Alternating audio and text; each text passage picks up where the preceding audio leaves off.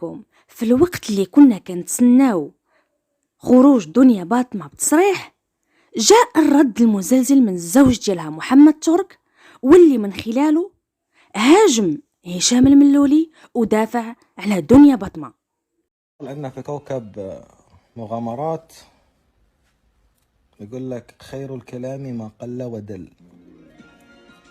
الله يعطي جد ابوك الدل.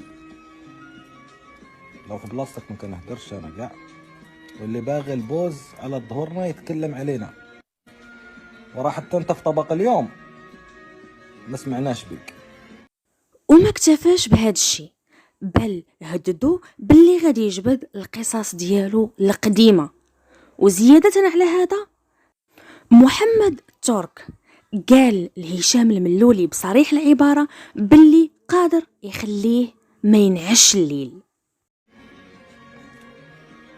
بغيت نحط لك ديال كازا ولا ديال جيم ولا ديال ايش بالضبط؟ تخلصق راسك، انت بعيد عن هذا الشيء كامل. خليك تصفط اغاني تقول للفانز تخلع بيهم.